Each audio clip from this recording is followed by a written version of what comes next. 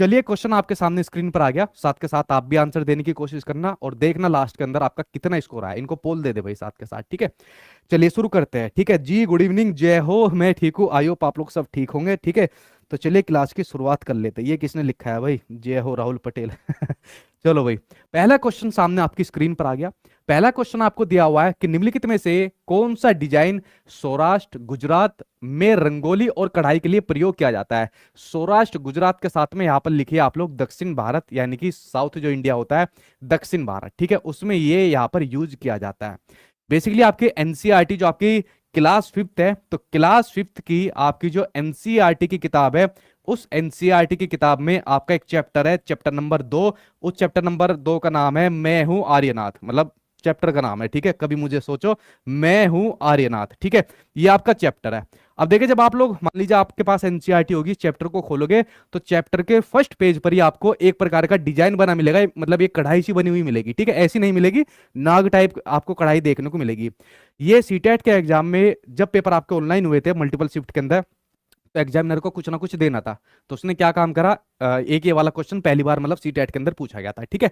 तो ये जो आपका चैप्टर है मैं हूं आर्यनाथ, ये बेसिकली जो कहानी है वो है आपके सांपों की कहानी है, ठीक है। किसकी कहानी है, ये कहानी आपके सांपों के बारे में कहानी है, ठीक है। सांपों को जो लोग पालते हैं उनको क्या बोलते हैं, उनको बोलते हैं कालबेलिया बोलते हैं। क्या बोलते हैं, कालबेलिया बोलते हैं। ये लोग सांपों से बहुत प्यार करते हैं, अपने बच्चे की तरह प्यार करते हैं। शादी ब्याह पर मतलब अपनी लड़की को सांप देते हैं। अगर आप लोगों को मतलब इस तरीके से कुछ दहेज की प्रथा खत्म करनी है तो आप लोग भी किसी से सांप ले सकते हो, ठीक है। कि पिताजी आप अपनी लड़की की शादी में दहेज मत देना, सांप दे देगा, उससे काम चला लूंगा। आजकल तो बहुत से लोग पेड़ भी देते हैं ना, ठीक है, तो आप एक सांप ले लेना। तो सांपों के बारे में कहानी है, जो कालबेलिया लोग वहां के लोग होते हैं, अपने बच्चे की तरह पालते हैं। इसी से जुड़ा एक और क्वेश्चन आ जाता है कि जो सांप होते हैं ना, सांपों का यहाँ पर शिकार किया जाता है। ये क्वेश्चन सीटेट के एग्जाम में पूछा जा चुका है, आई थिंक 2 बार आ चुका है ये। तो सांपों का जो शिकार किया जाता है, किसके लिए किया जाता है, उनकी जो स्किन होती है, त्वचा होती है, उसके लिए यहाँ पर सांपों का शिकार किया जाता है। अब देखो, सांपों को अपने बच्चे की तरह पालते हैं, ठीक है। अब अगर कोई इनके बच्चों को मारेगा कितना बुरा होगा। तो इसलिए जो गवर्नमेंट है, सरकार है, हमारे देश की जो सरकार है, उसने बैन लगा दिया है, यानी प्रतिबंध कर दिया है कि कोई भी इनका सांपों का शिकार नहीं करे। और सांपों का शिकार कौन करता है, एक ही शिकारी है जो सबका शिकार करता है, चाहे सांप हो, हाथी हो, चाहे एक सिंग वाला गैंडा हो। उसका नाम क्या है, उसका नाम है मनुष्य, यानी हम और आप, ठीक है। तो ये बात आपके सांपों के बारे में। अब इसी के अंदर कुछ और बात आपको दी हुई है कि हमारे देश में 4 प्रकार के जहरीले सांप पाए जाते हैं। कितने कितने सांप पाए जाते हैं, 4 प्रकार के जहरीले सांप पाए जाते हैं, जिनका नाम क्या है, जिनका नाम आपका नाग, करेत, उसके अलावा आपका दुबैया, और उसके अलावा आपका अफाई, ठीक है। तो ये हमारे देश में 4 प्रकार के जहरीले सांप पाए जाते हैं, जिनके डसने से मौत हो जाती है। अब एक और क्वेश्चन इससे निकलता है कि जो सांप को जो जहर होता है, ठीक है, तो जहरीले दांत होते हैं, तो जहरीले दांतों की संख्या कितनी होती है। तो अगर मैं इसके जहरीले दांतों की संख्या बताऊं तो इसके जहरीले दांतों की संख्या होती है 2 संख्या होती है। ये अपने 2 दांत होते हैं, इससे उस 2 दांत से ये खा जाता है, और खाने के बाद वो जो है जहर शरीर के अंदर यहाँ पर आपका चला जाता है। आपको ध्यान रखनी है कि जो सांप होता है, जो सांप होता है वो क्या काम करता है, वो निगल जाता है। उसका जो शिकार होता है उसको निगल जाता है, खाता नहीं है, ठीक है। कभी हम लोग जैसे रोटी सब्जी खाते हैं ऐसे नहीं खाते, निगल जाता है जो सांप होता है, ठीक है। ये बात आप लोग समझे सांप के बारे में। उसके अलावा एक बात और देखनी है कि जो सांप होते हैं ना, ठीक है, जो यहाँ पर सांप होते हैं, तो सांप जो जहर हमारे शरीर के अंदर छोड़ता है, उसी से आपकी सांप की जो बचाव की जो दवाई होती है, जो सीरम होता है, वो तैयार की जाती है। मतलब सांप के जहर से ही इसकी दवाई यानी कि जो आपकी सीरम होती है वो यहाँ पर तैयार की जाती है, ठीक है। और आसपास के जो कम्युनिटी सेंटर है वहां पर आपकी उपलब्ध हो जाती है, ठीक है। तो ये सांपों के बारे में आप लोग जान गए। उसके अलावा आपको एक बात ध्यान रखनी है कि जो सांप होते हैं, तो सांप के कभी कान नहीं होते, ठीक है। सांप के क्या नहीं होते, कान नहीं होते। अब क्या हो गया सर, फिल्मों के अंदर तो खूब दिखाया जाता है, अमरीश पुरी बीन बजाता है और वहां पर वो आती है श्रीदेवी, ठीक है, तो मतलब वो एक्सपायर हो गई है। और उसके अलावा जैकी श्रॉफ गाना गाता है, बीन बजाता जा, बीन बजाता जा, और बीन बजते सारे सांप आ जाते हैं।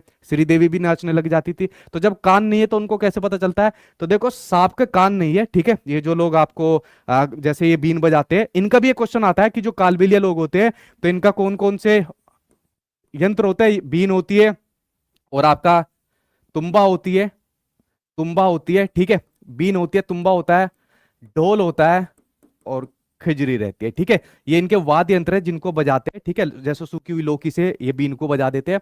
तो ये कानों से नहीं सुनते, कानों नहीं सुनते तो क्या काम करते हैं, ये जो जमीन पर जो कंपन होता है, क्या होता है, जो जमीन पर जो कंपन होता है, ठीक है, तो जो जमीन पर कंपन होता है उस कंपन के प्रति रिस्पॉन्स करते हैं, क्या काम करते हैं, रिस्पॉन्स करते हैं, प्रतिक्रिया करते हैं, उसकी वजह से ये मतलब इनको चीजें पता चलते हैं क्या हो रहा है क्या नहीं हो रहा। तो बीन बजाने वाली बातों में मत आया करो, मूवी वाले बहुत बेवकूफ बनाते हैं। अगर आप लोगों को मेरी बात पे यकीन नहीं है ना, तो एक कोई सांप पकड़ लो और सांप पकड़ को चेक कर लेना, उसके मतलब दो कान होते हैं, ओ कान होते या नहीं होते, ठीक है। तो इस सांपों के बारे में पूरी जानकारी थी जो आपके चैप्टर नंबर 2 दिया हुआ है, मैं हूं आर्यनाथ के नाम से, जिसके बारे में आपकी ये जानकारी दी हुई है। यहां पर क्वेश्चन पूछा था कि सौराष्ट्र, गुजरात और जो आपका साउथ इंडिया है उसमें रंगोली और कढ़ाई के लिए क्या प्रयोग किया जाता है। अब देखो नाग नाग की बात हो रही है, तो आपके सेकंड ऑप्शन के अंदर आपको दिखेगा नाग गुम्फन, आपको दिखेगा क्या दिखेगा, नाग गुम्फन इसके अंदर आपको दिखेगा। तो आंसर आपका सेकंड सही हो जाएगा। अब मूवी के अंदर जो सांप बजेगा क्या कहोगे, ठीक है। और या जो किसी के गांव देहात के अंदर भी आते होंगे बहुत से लोग बीन को लेकर आते होंगे, ठीक है बेवकूफ बनाते हैं आप लोगों को। तो आंसर क्या हो जाएगा, सेकंड आंसर इसके अंदर ठीक हो जाएगा आपका। अच्छा, इसके अंदर एक डाउट आता है, जैसे बात करें अगर किसानों के मित्र की बात करें, जैसे किसानों का मित्र जो कहा जाता है, तो आप लोगों ने देखा होगा किसानों का मित्र कहा जाता है वो केचुए को कहा जाता है। क्या कहा जाता है, जैसे साइंस की जो एनसीईआरटी की किताब है, तो एनसीईआरटी की किताब के अंदर केचुए को सांप का क्या उसका किसान का मित्र कहा जाता है, ठीक है। केचुआ क्या काम करता है, केचुआ जो जमीन होती है ना उसको उपजाऊ बनाता है। उपजाऊ कैसे बनाता है, केचुआ जमीन के अंदर छेद करता चला जाता है, ठीक है। केचुआ ऐसे इस तरीके से जमीन के अंदर छेद करता जाता है। अब जो जमीन के अंदर छेद होते हैं, इन छेद में से पानी जाता है, इनमें से हवा जाती है। अब जब मिट्टी को जो जमीन होती है उसको पानी भी मिलेगा, हवा मिलेगी, तो वो कैसी बन जाएगी, वो बन जाएगी आपकी उपजाऊ बन जाएगी, ठीक है। यानी फर्टाइल आपकी बन जाएगी, उपजाऊ बन जाएगी। और जो यहाँ पर केचुआ जो अपशिष्ट पदार्थों को खाता है, ठीक है, तो उसके बाद जो खाने के बाद अपना उनको निकालता है, तो उससे खाद भी बनती है। तो इसलिए केचुए को किसानों का मित्र कहा जाता है। लेकिन किसानों का एक और मित्र है, और वो किसानों का मित्र कौन है, वो किसानों का मित्र है सांप। सांप को भी किसानों का मित्र कहा जाता है, ठीक है, चूहे हुए आपका खा जाता है। अब मित्रता मत निभाना कि तू तो मेरा मित्र, आजा बैठ जा साथ में गले के ऊपर, ठीक है, पता चला और कुछ काम ही कर दे, ठीक। तो ये जितनी भी चीजें मैंने आपको बताई आपके इस चैप्टर से संबंधित बताई, और आंसर सही हो जाएगा नाग गुम्फन इसके अंदर आपका सही हो जाएगा। बेसिकली आपके ज्यादातर सवाल सांप के इसी से पूछे जाते हैं, ठीक है। तो अब बातों में तो नहीं आओगे, वो बीन वाली बातों में, ठीक है, मत आना किसी की बात में। चलिए अगला क्वेश्चन सामने स्क्रीन पर आ गया, ठीक है। मैंने एक क्वेश्चन कंटेंट का लेता हूं, एक क्वेश्चन आपके पेडागोजी से लेता हूं। अब क्वेश्चन आपके सामने स्क्रीन पर पेडागोजी का है, तो चलिए इसके ऊपर यहां पर नजर डाल लेते हैं, ठीक है। ठीक है भाई, एनओएस डीएलएड के ऊपर इस वीडियो के बाद में वीडियो बनाऊंगा, ठीक है, वो आप लोग देख लेना, ठीक। अगला क्वेश्चन स्क्रीन पर है कि प्राथमिक स्तर पर, प्राइमरी लेवल पर निर्माणात्मक आकलन, यहां पर बात हो रही है आपके फॉर्मेटिव असेसमेंट की बात हो रही है। फॉर्मेटिव असेसमेंट कौन सा असेसमेंट होता है, फॉर्मेटिव असेसमेंट वो असेसमेंट होता है जो आपका टीचिंग लर्निंग प्रोसेस के दौरान चलता है। जैसे अभी हमारा चल रहा है, मैं आपको पढ़ा रहा हूं, आप लोग पढ़ रहे हो, और अभी मैंने आप लोगों से क्वेश्चन पूछा कि सांप के कान होते हैं, तो आप में से कुछ कहोगे जी हाँ होते हैं, मैंने देखे। कोई कहेगा जी हाँ वो बीन बजाते रहते हैं, हमने देखा है। कोई कहेगा सर नहीं, सांप के कान नहीं होते, ठीक है। तो यहां पर मैंने आप लोगों का असेसमेंट करा, कुछ ने ठीक बताया, कुछ ने गलत बताया, तो मुझे फीडबैक यहां पर मिल गया कि हाँ भाई बच्चों की कहां पर कमी है, कितने लोगों को आता है। तो जब टीचिंग लर्निंग प्रोसेस के दौरान जो आकलन होता है, जैसे अभी मैंने आपका किया, तो वो आपका फॉर्मेटिव असेसमेंट होता है।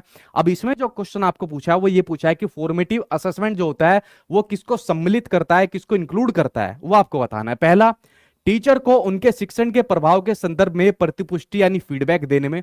तो ये जो मैंने आपको अभी फीडबैक दिया, ठीक है, मान लीजिए आप लोगों ने गलत आंसर दिया सांप के कानों से संबंधित, कि सर कभी कभी तो हम भी बीन बजा लेते थे, तो मैंने कहा भाई तुम बेवकूफ हो, बीन बीन मत बजाया करो, कुछ नहीं होता। तो मैंने आपको फीडबैक दे दिया कि इन चक्करों में मत पड़ना, ठीक है। तो इसलिए फॉर्मेटिव असेसमेंट इसके लिए ठीक होता है, फीडबैक के लिए, प्रतिपुष्टि देने के लिए, ठीक है। कहा गया भाई आपका फीडबैक, ठीक है। उसके अलावा शिक्षण में कमियों को पहचानने में, बिल्कुल ठीक बात है। अभी मान लीजिए जो भी आपकी कमी आ रही है, तो उस कमी को मैं आपको पहचान रहा हूं और पहचान के फिर उसको दूर भी करता हूं। तो फॉर्मेटिव असेसमेंट इसलिए किया जाता है ताकि टीचर बच्चे की कमियों को पहचान सके, और पहचानने के बाद फिर उसको उपचारात्मक शिक्षण यानी रिमीडियल टीचिंग उसको दे सके और उसकी कमियों को दूर कर सके। तो ये भी इसके अंदर इंक्लूड होगा। अगला है मासिक रिपोर्ट कार्ड बनाने के लिए, मंथली रिपोर्ट कार्ड का इससे कोई संबंध नहीं है, ये आपका समेटिव असेसमेंट के हो जाएगा जब आपका टीचिंग लर्निंग प्रोसेस यहां पर खत्म हो जाता है, ठीक है। तो इससे संबंधित नहीं है, ये आपका ऑप्शन गलत हो जाएगा। अगला ऑप्शन स्क्रीन पर दिया हुआ है कि विद्यार्थियों के अधिगम अंतराल को ज्ञात करने के लिए, यानी बच्चों के जो लर्निंग गैप्स होते हैं उसको आइडेंटिफाई करने के लिए भी आपका फॉर्मेटिव असेसमेंट किया जाता है। तो भाई यहां पर सी को छोड़कर ए बी डी आंसर हो जाएगा। कहां पर A B D second answer यहां पर आपका सही हो जाएगा। आप लोग किसके साथ जा रहे हो, यहां पर आप लोग सेकंड के साथ जा रहे हो, बिल्कुल ठीक है। चलिए बढ़ते हैं आपके नेक्स्ट क्वेश्चन की ओर। ये रहा आपका अगला क्वेश्चन, ये अभी मैंने कराया था हाल ही में, सीटेट 20 अगस्त के अंदर ये वाला क्वेश्चन आपका पूछा गया है। और जितने ऑप्शन यहां पर दिए हुए इससे पहले भी वो आपके सीटेट के एग्जाम में पूछे जाते रहे हैं। ठीक, देखिए क्वेश्चन आपके सामने स्क्रीन पर आ गया। यहां पर आपके कॉलम 1 कॉलम 2 है और मैच द फॉलोइंग इसको आपको करना है। यहां पर पहले दिया हुआ है आपके जीरा के बारे में। अब जीरा कैसे होता है, आपके एनसीईआरटी के अंदर कई सारी आपकी कुछ मतलब पजल्स दिए हुए, ठीक है, मतलब वो कहते हैं ना कि जैसे जीरे के बारे में दिया हुआ है या जो आपकी पक्षियां होते हैं उनके बारे में दिए हुए। तो इस प्रकार की कविताएं, इस प्रकार की मतलब पहेलियां दी हुई है। उन पहेलियों के माध्यम से फिर आपको समझना पड़ता है ये किस पक्षी के बारे में बात कर रहा है, किस यहाँ पर ये फल फ्रूट के बारे में बात कर रहा है। ठीक है, जैसे यहाँ पर जीरे के बारे में दिया हुआ है तो एनसीईआरटी के अंदर जीरे के अंदर पूरी एक पहेली दी हुई है कि मैं एक छोटा सा काले रंग का दिखता हूँ, भूरा हूँ, घी के साथ मतलब खाया जाता हूँ, कुछ इस प्रकार की इनकी पहेली दी हुई है। तो यहाँ पर आप लोग देखना ऑप्शन के अंदर, जब आप लोग देखोगे कि छोटा परंतु खुशबूदार, तो यहाँ पर आपका क्या हो जाएगा, छोटा परंतु खुशबूदार, तो ये आपका जीरा हो जाएगा। अगर मैं बात करूं केसर की, तो केसर क्या होता है, केसर कैसा होता है, पीले रंग का होता है। केसर कैसा होता है, पीले रंग का होता है। मिर्च, तो यहाँ पर एक चैप्टर, एक कविता दी हुई है, उस कविता के अंदर दिया हुआ है कि इस देश से ये चीजें लाई गई। ठीक है, तो उसी के अंदर जो आपकी मिर्च है वो कहां से लाई गई, वो लाई गई साउथ अमेरिका से, दक्षिण अमेरिका से मिर्च लाई गई। बच्ची लौंग, ठीक है, तो लौंग कैसी होती है, लौंग कील की तरह दिखती है। और लौंग से संबंधित एक और क्वेश्चन सीटेट के एग्जाम में पूछा गया था कि अगर किसी को दांतों का दर्द हो, दांत का अगर दर्द हो, तो यहाँ पर लौंग का इस्तेमाल कर सकता है। ठीक है, एक गाना भी तो था लौंग इलायची करके तो यहाँ पर आप लोग देख लेना क्या इसका ऑप्शन बना है। आप लोग किसके साथ जा रहे हो, आप लोग यहाँ पर जा रहे हो सेकंड के साथ। सेकंड कौन सा है, पहले का फोर्थ है, पहले का फोर्थ है। बी का तीसरा है, बी का तीसरा है। सी का सेकंड है, सी का सेकंड है। ठीक है भाई, सेकंड आंसर इसमें आपका सही हो जाएगा। चलिए बढ़ते अब आपके नेक्स्ट क्वेश्चन की ओर। ये रहा आपके सामने स्क्रीन पर अगला क्वेश्चन। अगला क्वेश्चन आपको दिया हुआ है कि निम्नलिखित कथनों को पढ़िए तथा सही विकल्प का चयन करिए। अभी करते हैं भाई अभिकथन, यानी कि आपको अजर्सन यहां पर दे दिया। आपको दिया हुआ है यहां पर कि ईवीएस में क्षेत्र भ्रमण प्रभावी शिक्षण शास्त्रीय रणनीति है। थोड़ा सा इसको समझिए, उसके बाद मैं आपको चीजें बताता हूं। ठीक है, रुक जाओ भाई, ईवीएस की थीम पर भी आऊंगा, मैप पर भी आऊंगा, सभी के ऊपर एक एक करके आऊंगा। पहले बात करते हैं यहाँ पर फील्ड ट्रिप की बात करते हैं। किसकी बात करते हैं, फील्ड ट्रिप की यहाँ पर बात करते हैं, यानी कि क्षेत्र भ्रमण की बात करते हैं। आपके एग्जाम में आना ही आना होता है ये वाला क्वेश्चन, जो आपकी पेडागोजी होती है। ठीक है, तो क्षेत्र भ्रमण के बारे में हम लोग यहाँ पर बात करते हैं। देखिए क्षेत्र भ्रमण फील्ड ट्रिप, आपको ध्यान रखना है कि ईवीएस को सिखाने का बहुत इफेक्टिव तरीका माना जाता है। किसको, ईवीएस को सिखाने का बहुत इफेक्टिव, यानी कि आपका प्रभावशाली आपका मेथड माना जाता है। ठीक है, बहुत प्रभावशाली मेथड इसको माना जाता है। वो कैसे माना जाता है, देखिए ध्यान से सुनिए। जो छोटा बच्चा होता है ना, छोटे बच्चों को पढ़ाई में कम और खेलकूद में ज्यादा इंटरेस्ट रहता है। इसलिए मैं कहता हूं कि छोटे बच्चों को जितना हो सके एक्टिविटी के माध्यम से सिखाइए, खेलकूद के माध्यम से सिखाइए। ठीक है, अब फील्ड ट्रिप के अंदर क्या होता है, मान लीजिए हम बच्चों को कोई चैप्टर समझा रहे हैं, फॉर एग्जांपल जैसे हमारा सांपों का चल रहा था, तो सांपों के बारे में हम बच्चों को यहाँ पर बता रहे हैं। किसके बारे में बता रहे हैं, सांपों के बारे में बता रहे हैं। अब बच्चे सांपों के बारे में जान भी रहे हैं, दो चार आप में से ऐसे निकल गए, जैसे आप लोग कह रहे हो कि नहीं उनके तो कान होते हैं, तो बच्चे भी कहेंगे सर जी उनके कान होते हैं। ठीक है, उनसे वो सुनते हैं, वो गाना भी गाते हैं। ठीक है, इच्छाधारी होते हैं, अपना रूप भी बदल लेते हैं। टीचर ने कहा यार बड़े खतरनाक है, ये तो रूप बदलने वाले इच्छाधारी नाग नागिन की बात होगी। तो टीचर ने कहा अच्छा ठीक है, इस चैप्टर को मैं आपको समझाता हूं, जो आपका मैं हूं आर्यनाथ। देखो बगल में क्या है, कुछ सपेरे रहते हैं, या बगल में कोई जू है, तो वहां लेकर आपको चलता हो। तो टीचर ने क्या प्लान करा, टीचर ने प्लान करा आपका फील्ड ट्रिप। यही क्वेश्चन आपके सीटेट के एग्जाम में पूछा गया था कि फील्ड ट्रिप का जो सबसे पहला आपका तरीका होना चाहिए एज ए टीचर, वो होना चाहिए कि टीचर को उसकी प्लानिंग यानी कि योजना बनानी है। सबसे पहले फील्ड ट्रिप ये नहीं कि कुछ भी मन के अंदर आए, चलो आज तुम्हें घुमाने ले चलो, फील्ड ट्रिप पर लेकर चलो, प्रिंसिपल वही बांध देगा और ना इतना इफेक्टिव माना जाएगा। तो एज ए टीचर सबसे पहले आपको योजना बनानी पड़ेगी कि अगर मैं क्लास के अंदर कोई चैप्टर पढ़ा रहा हूं तो उससे संबंधित किस चीजों का यूज कर सकता हूं और कहां पर लेकर जा सकता हूं। ठीक है, पता चला उनको जंगलों में ऐसी जगह लेकर चला गया, वहां खुद के भी सांप डस रहे और बेचारे बच्चों को भी दिक्कत में डाल दिया। तो सबसे पहले प्लानिंग करनी है। तो किसी चिड़ियाघर के अंदर चले गए कि बेटा देखो यार, देखो कितने बड़े सांप है, देखो ये आपका अजगर है, ये देखो आपका कोबरा सांप है, अलग अलग सांप दिखा दिए। ठीक है, तो वहां पर जब टीचर ने योजना बनाई तो बच्चे वहां पर क्या काम कर रहे हैं, बच्चे वहां पर प्रत्यक्ष यानी कि डायरेक्ट उसको ऑब्जर्व कर रहे हैं सांप को, और प्रत्यक्ष रूप से सीख रहे हैं। और फिर टीचर क्या काम करता है, टीचर बच्चे जो यहाँ पर चीजें सीख रहे होते हैं उसको ऑब्जर्व करता है, और ऑब्जर्व करके अपनी डायरी के अंदर उसको यहाँ पर नोट डाउन करता रहता है। किसके डायरी के अंदर उसको यहाँ पर नोट डाउन करता रहता है, जो यहाँ पर टीचर होता है। ध्यान से सुनना, ठीक है। और यही फिर बच्चा क्लासिफिकेशन करता है, वर्गीकरण करता है, जो अभी आपका एक क्वेश्चन आएगा प्रोसेस स्किल का। तो ये इसलिए आपका ईवीएस सिखाने का बड़ा प्रभावशाली इफेक्टिव तरीका माना जाता है। ठीक है, अगर कोई टीचर खतरनाक होगा तो वही एक दो सांप दिखा देगा और दूर से कह देगा देखो इसके मतलब ये कान नहीं है, आप लोग ऐसा मत करना, पता चला कुछ और लेने के देने पड़ जाए। तो आप लोग समझ गए कि ईवीएस को सीखने सिखाने का बड़ा इफेक्टिव तरीका माना जाता है फील्ड ट्रिप और क्षेत्र भ्रमण माना जाता है। ये जो इसने क्वेश्चन दिया है कि अजर्सन दिया है कि ईवीएस में क्षेत्र भ्रमण यानी फील्ड ट्रिप प्रभावी शिक्षण शास्त्रीय रणनीति होती है, बिल्कुल ठीक ही आपकी रणनीति होती है। ठीक है, तो ऐसा टॉपिक पढ़ाना जो आपके एनसीईआरटी के अंदर हो, मन मुताबिक टॉपिक मत पढ़ा देना, पता चले कि आप लोग फील्ड ट्रिप पर ऐसी जगह बच्चों को ले गए उनके पेरेंट्स आपको तोड़ रहे हैं। ठीक है, अब कारण इसमें दिया है, रीजन इसमें क्या दिया है, फील्ड ट्रिप को इफेक्टिव क्यों माना जाता है। इसने कहा है फील्ड ट्रिप जो होता है, क्षेत्र भ्रमण होता है, वो वस्तुओं, घटनाओं और स्थानों की याददाश्त को बढ़ावा देती है। यार याददाश्त को बढ़ावा नहीं देती, बच्चा यहाँ पर ऑब्जर्व करता है चीजों को, प्रत्यक्ष रूप से यहाँ पर चीजों को सीखता है। तो अभिकथन यहाँ पर ठीक है, लेकिन ये आपको इसके बारे में ठीक नहीं है। स्थानों की यार याददाश्त को तो बढ़ावा दे देगी ना, मेमोरी को, तो मेमोरी को यहाँ पर थोड़ा बढ़ावा दे देती है। आप लोग किसके साथ जा रहे हो, यहाँ पर आप लोग जा रहे हो बी के साथ जा रहे हो, बी के साथ बिल्कुल आप लोग सही जा रहे हो, आंसर आपका सही हो जाएगा, याददाश्त को बढ़ावा देती है। अब एक बार बताओ, बचपन के अंदर आप लोग अगर कभी फील्ड ट्रिप के ऊपर गए होंगे तो आपको याददाश्त है कि कौन सी जगह गए थे, कौन सा आपको सांप मिला था, कौन सा जानवर मिला था, तो क्या ये आपकी याददाश्त को बढ़ावा देती है। ठीक है, जो आप लोग सेकंड बता रहे हो कि इसकी सही व्याख्या है, तो क्या इसकी व्याख्या याददाश्त को बढ़ावा देती है। अब आप लोग आए हो अपनी लाइन के ऊपर, फोर्थ आंसर इसका सही हो जाएगा, ये आपका गलत होता है, याददाश्त को बढ़ावा देती है, ये इसने गलत दिया हुआ है। ठीक है, बच्चे को प्रत्यक्ष अनुभव ये कराती है। ठीक है, चलिए बढ़ते हैं आपके नेक्स्ट क्वेश्चन की ओर। ये जब मेरी पेड क्लास होती है, आई होप आप लोगों में से पेड क्लास वाले बच्चे होंगे, उनको मैं इतना कंफ्यूज करता हूं, इतना कंफ्यूज करता हूं, क्वेश्चन अगर बिल्कुल ठीक भी होगा ना, ठीक है, उनको ऐसा लग रहा होगा बिल्कुल 100% ठीक है, तो उसको मैं चेंज करवा देता हूं। ठीक है आप लोगों ने अगर कभी ली होगी तो वो बता देंगे आपको। ठीक है, निम्नलिखित में से कौन सा सही मिलान आपको करना है वो आपको बताना है। ठीक है, चलिए पहली बात कर रहे हैं, इस तरफ आपके नेशनल पार्क यानी कि राष्ट्रीय पार्क की बात कर रहे हैं, और इधर आपके राज्य पड़ जाते हैं, तो कौन सा नेशनल पार्क किस राज्य में पड़ता है वो आपको यहां पर बताना है। ठीक है जी सर, मैं तभी से चिल्ला रहा हूँ डी डी डी, भाई आपकी आवाज किसने सुनी नहीं ना। ठीक है, अभी आप देखते जाओ, अभी तुम्हारी क्लास शुरू हुई है, तुम्हारा कैसा मुर्गा मैं बनाता हूँ। ठीक है, इतना भटकाऊंगा, इतना भटकाऊंगा अगर ना पक्के हो गए तो। ठीक है, अब नेशनल पार्क, पहला नेशनल पार्क दे दिया आपका जिम कॉर्बेट नेशनल पार्क दे दिया। जिम कॉर्बेट नेशनल पार्क आपका ये टाइगर के लिए यानी जो बाघ होते हैं उनके संरक्षण के लिए बनाया गया आपका ये पहला नेशनल जो आपका ये रिजर्व है, यानी जो आपका जिम कॉर्बेट नेशनल पार्क है, तो ये किस स्टेट का पड़ता है, तो ये आपका उत्तराखंड का पड़ता है। कौन सा, उत्तराखंड का पड़ता है। एक आपकी 1973 के अंदर, आप लोग मुझे बताइए 1973 के अंदर बाघों से संबंधित कौन सी योजना चली थी, अगर उस योजना का नाम पता है तो कमेंट बॉक्स में बताइए।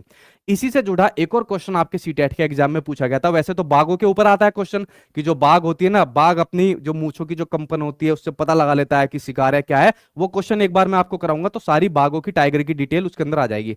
लेकिन सीबीएसई वालों ने एक बड़ा मजेदार क्वेश्चन दिया जिसका दूर दूर तक मतलब नहीं था, हालांकि ऑनलाइन में था, कि बताइए पिछले 12 सालों में जो टाइगर्स होते हैं उनकी संख्या कितने गुना हो गई, तो पिछले 12 सालों में टाइगर्स की संख्या 2 गुना हो गई। अब एग्जैक्ट आंकड़े मत लगाना, क्या पता कोई मर गया हो या कोई नया आ गया हो। ठीक है, तो जिम कॉर्बेट नेशनल पार्क आपका कहां पड़ता है, उत्तराखंड के अंदर पड़ता है। अगर मैं बात करूं आपके काजीरंगा नेशनल पार्क की, जो फेमस है आपका एक सींग वाले गैंडे के लिए, किसके लिए, जो फेमस आपका एक सींग वाला गैंडा, कौन सा, एक सींग वाले गैंडे के लिए जो आपका फेमस है, और बेचारे इसी एक सींग की वजह से इसका क्या किया जाता है, इसी एक सींग की वजह से इसका शिकार किया जाता है। तो काजीरंगा नेशनल पार्क पड़ता है आपका असम के अंदर, काजीरंगा नेशनल पार्क पड़ता है। देखिए मैंने आपको एक चीज बताता हूं, साउथ अफ्रीका की तरफ मतलब काफी देश है, मतलब जो इस चीज को चाहते कि भाई ये चीज इंप्लीमेंट हो, वहां की सरकार करे। जैसे एक सींग वाला गैंडा है ना, तो वहां की सरकार क्या कह रही है कि भाई जो ये इसका एक सींग है, तो क्यों ना हम इस एक सींग को काट दे। अगर हमने एक सींग इसका काट दिया तो इसका फिर शिकार ही नहीं होगा।